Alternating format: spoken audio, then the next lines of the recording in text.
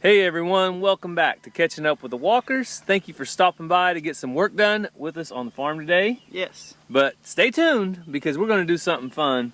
We have a friend of ours that's also a subscriber, Ed Kirkpatrick, brought us a gift last year to the Okie Homesteading Expo. What did he bring, Cass?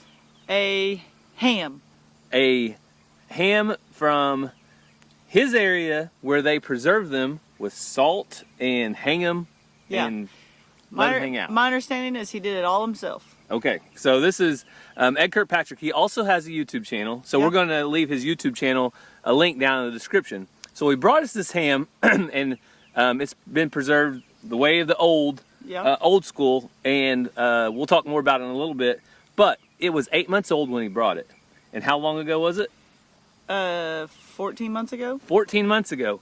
So put 14 and 8 together, and you have 22 months. So almost a 2-year-old ham that's been preserved in salt. We're going to cut open the ham later. We're going to try it. But what do you think? How's it going to be? Someone says you don't have to cook it, but I don't know if I can eat it if it's not cooked. Yeah, Dutch ate the one, and Kevin from last year at the Okie Homesteading, they kind of preserved it similar, Hand Hume Farm did. And they said that you don't have to cook it. So I think we're going to cook it, just like brown it on each side a little bit. At least make me feel better. But we're going to at least try it. So stay tuned for that. It's going to be fun. But if we're going to eat ham, we got to have something to go with it. What, like some eggs? Some eggs. And to get eggs, Cassie is going to be moving her chicken coops from the very back of the place over here under the shade tree. Where I love them because I get to see them every morning. I drive by them and look at them. I love to have the chickens out front. Yeah, so we're going to get them moved up here. And you guys know that's a little bit of work, but we're going to bring you along for that because a lot of you have invested in Premier One fencing like we have, and we'll just kind of show you how we do it, how we set it up, how we mark it out whenever we go to move.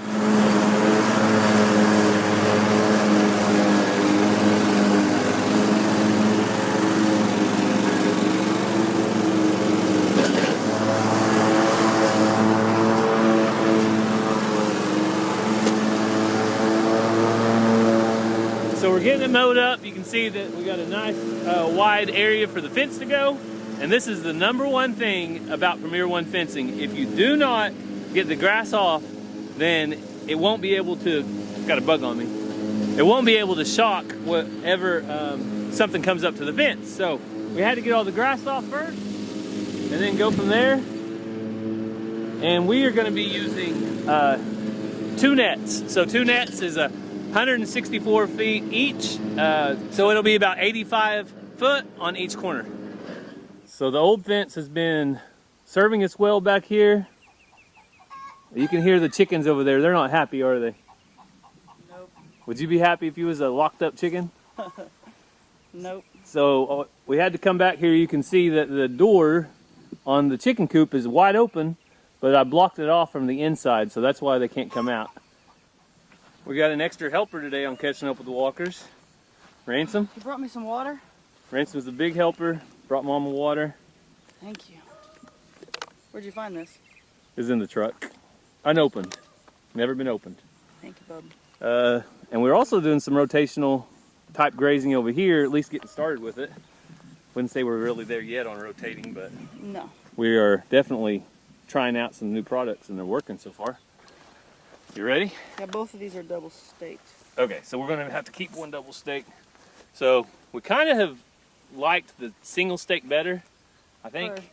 For our ground, because it's rocky. Yeah, because sometimes if you hit a rock with 1 stake, 2 will really do you in. So we're going to go through here and pick up the fence.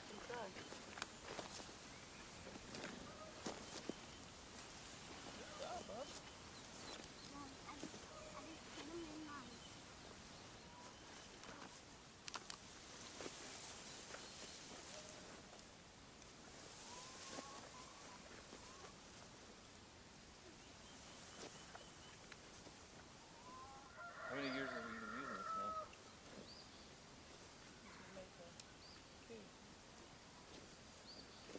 Two, three. We got chickens in 2020, and then we made the coop that summer. We were super skeptical, huh? Good job, Rain Man. Good job, Cassie. You need that some atta girls every now and then. So 1 fence down, 2 to go. We'll catch up with you guys when we get finished. What's the first coop go, Ransom? This one. Jataga, with the owl on top and everything. We'll see if he'll make it. More at an angle? No, you're good. Just come on back.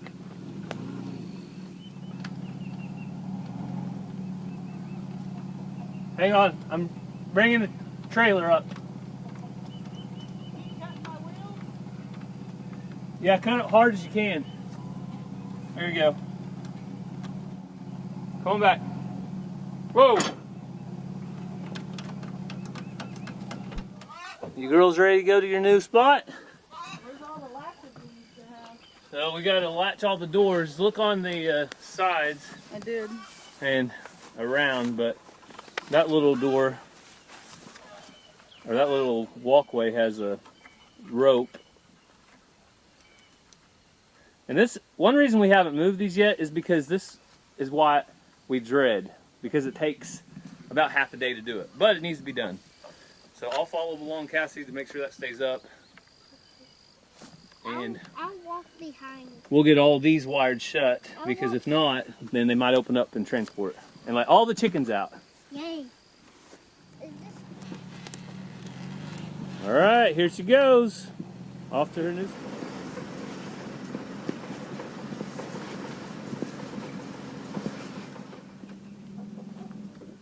All right, I think it's at its new spot.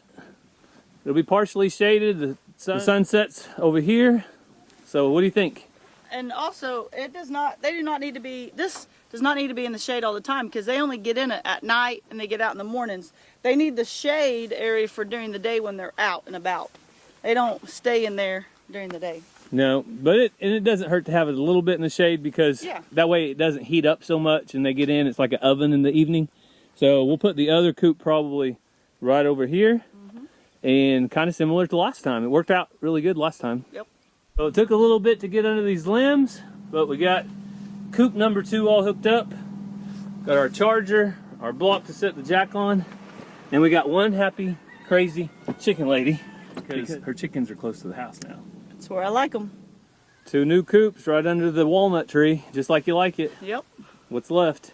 Got to put the fence up. So, how many years have we had this Premier One fencing? I think going on 3. And recommendation?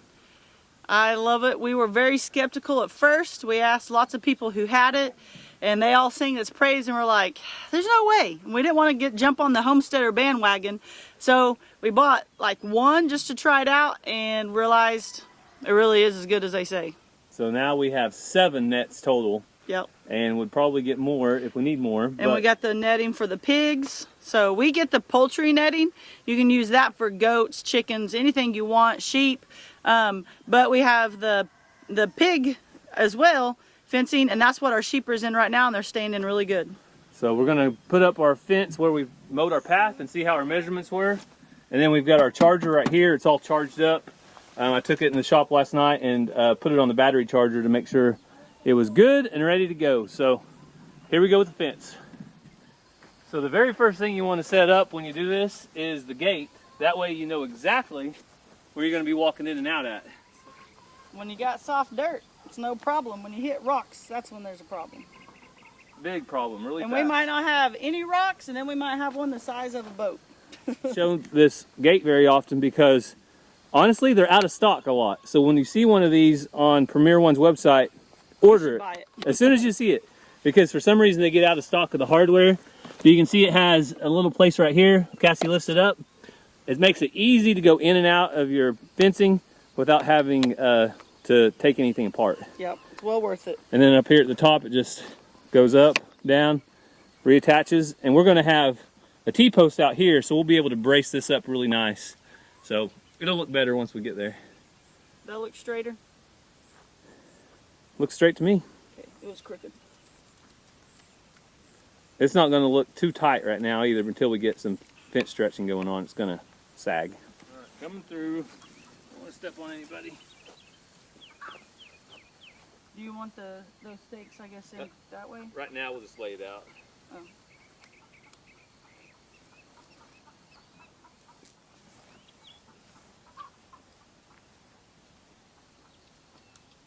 Double stakes makes it a little bit harder.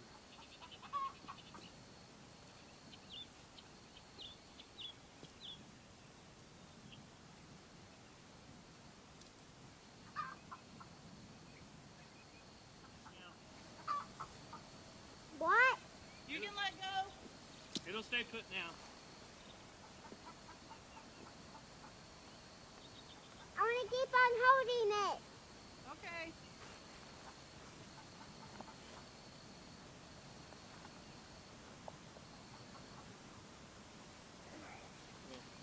What this is going to do, set it up, we'll tighten up a little bit. What it's going to do is that 10-foot gate, make scoot that over about 10 feet.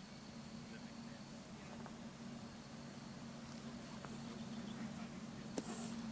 It's going to stretch. So we're getting it set up. We're reinforcing the corners with T-posts, and that way we can stretch off of them and make it a little bit tighter. And the boys, Ransom and Ranger, are out there on their dirt bike and four-wheeler. Got their helmets on, they're riding, they're having fun, enjoying summer break. So we're gonna go ahead and finish out these corners, and we'll catch up with you in a little bit when it's all done. You think they're ready, Ransom? You gotta take that snap out. Let me help you. Here. Got it? And this.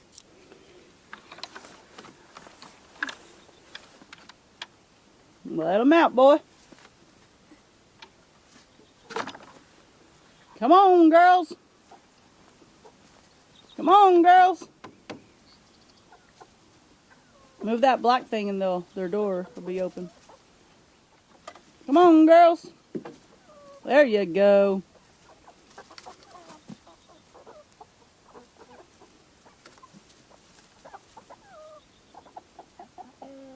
Come on, Gertrude.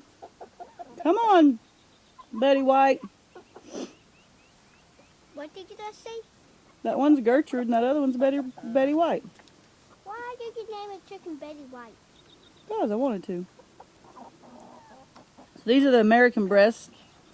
They're out and ready. I'm going to go open the other one. I'm Gonna open the other one now? I'm just going to give the other one a second. All right, go open the other one. All right, let's see it.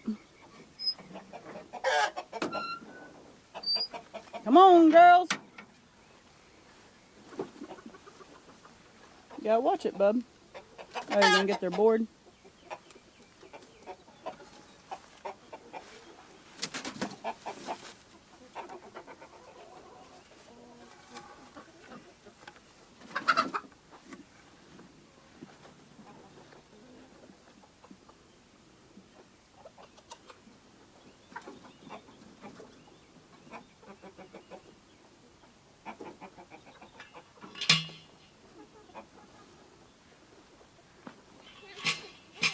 Okay, I will.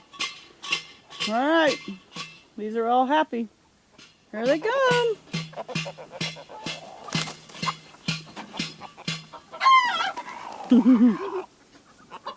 That little rooster can fly. Wait, is there any more? There's one more. It'll come out.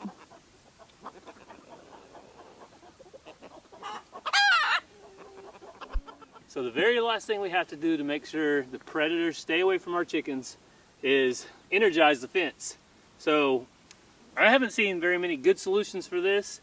When you have cattle or something that runs in the pasture, and this needs to be on this side because the south sun needs to shine on it, so we don't want to put it on that side of the net, but we want to keep our cows away from it. So what we do is we just take a little bit of the string that they give you to repair the fence with, and we tie it around here. And once a calf or a cow gets shocked one time, they usually will not touch it again. So that's what we do. I don't know what other people do, but that works for us. And if you don't do it, they'll knock this thing over because the calves are curious and everything like that. So that's what works. So the chicken fence is finished. Yes. We got the chickens turned out and they are really happy. You see them over there by the water pans, and got a new spot. Main thing is the crazy chicken lady's happy. I am. But we ran into a little bit of a peculiar situation. Something that doesn't happen much out here in rural America. Yeah, we have not very many people that walk down our roads because we live pretty much a long ways from any businesses or stores or anything like that. And the people that do walk, we all know each other. They're exercising or whatever. And we have really good neighbors who are always on the lookout. And so before anybody says that we're not being neighborly or something like that, it's not that type of thing, but there is an individual that is walking up and down the road talking to the rocks. He's looking for diamonds. He's looking for diamonds, and he seems like he's not 100% mentally stable. Yeah, and it's super hot. One neighbor gave him water and Gatorade, but I called in our local sheriff just so they could check on him. It's way too hot.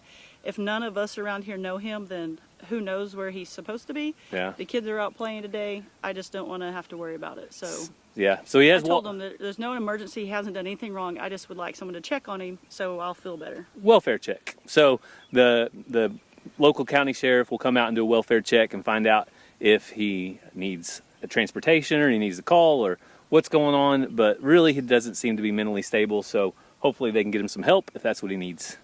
But we're going to head on back into the house though in just a minute. But we got everything, like I said, taken care of out here.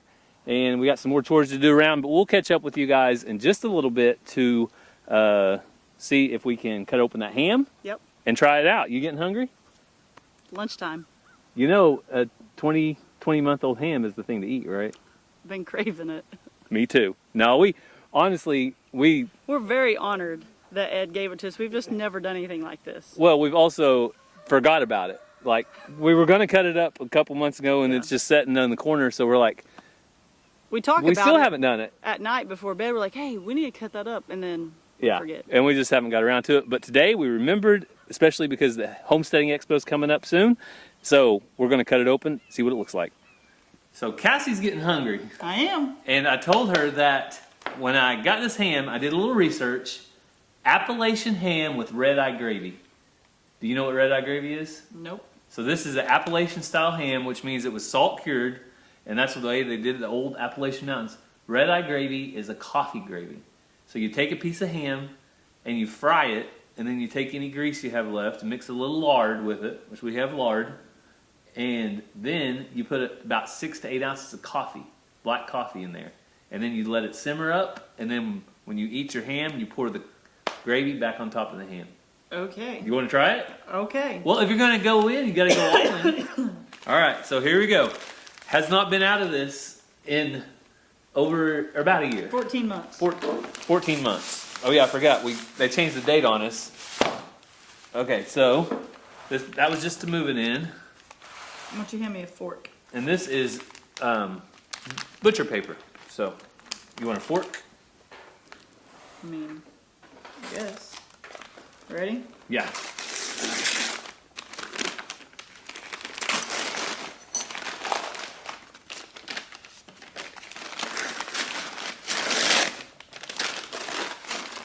Interesting.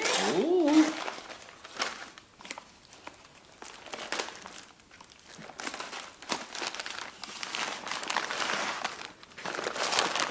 Pull the paper.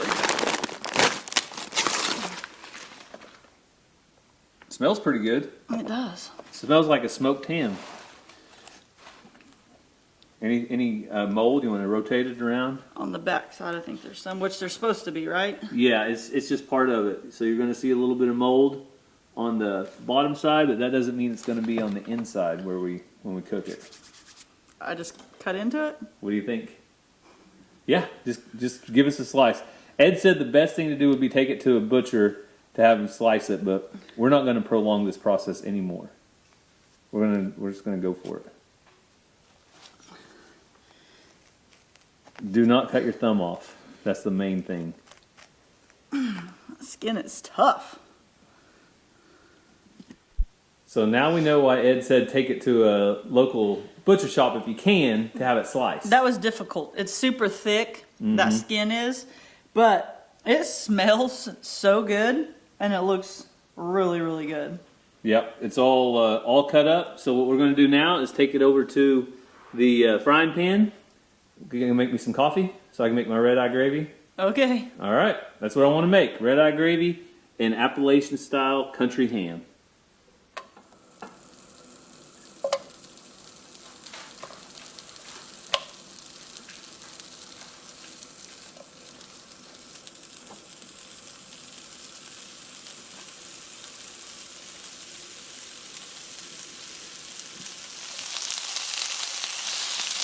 It smells heavenly.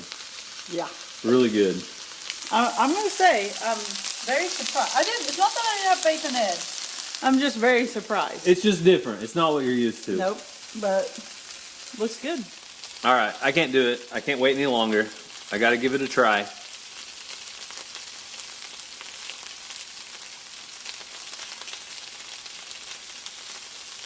Salty and really good. Really good taste.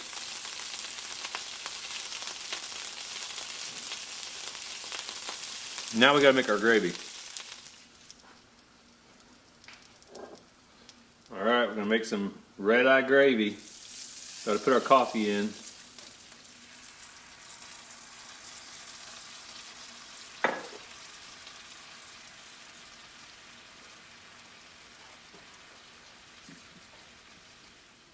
All right, Cassie, we got the hot biscuits. I'll get you some Appalachian ham there. Put it beside it. Now, I read it both ways. Some people said that they like to put a little bit of flour in the gravy to make it thicker.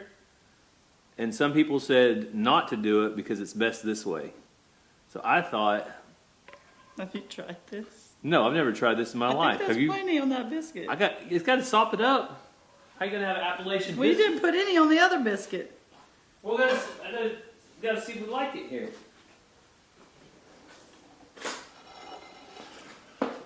All right, Ed Kirkpatrick, you've never steered us wrong before. I don't think I like soggy biscuits. Oh, I do. Well, that's your biscuit then. You just dip it in the gravy. Hang on. I'll get me a biscuit, some gravy, and some ham. All right. See that? Mm-hmm. All at the same time. Here we go.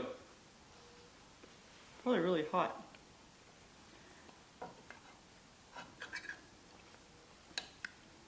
That is good. Now, somebody's going to say I made the gravy wrong. I'm sure I did. Guarantee it. Well, I like coffee.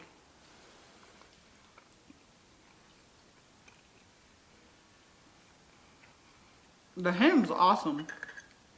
All right. I could eat it without the soggy biscuit. I'll tell you one thing. It'd make city folks sick they'd eat so much of it. It's that good. I promise. I like the gravy on the ham. It's good. I don't like the soggy biscuit. I like the biscuit. So you'd want the gravy to be thicker.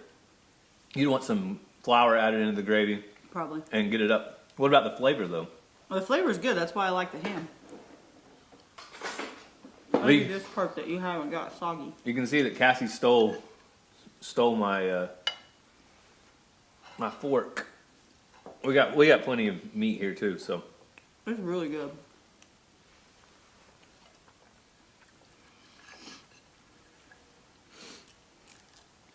that is really good. The ham's really salty, but I like salty. So the gravy kind of tastes like that dark brown gravy that my grandma used to make. Just the kind of the. I don't think she put coffee in it.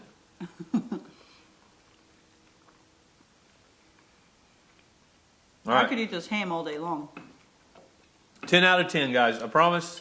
I did not expect it to be this good.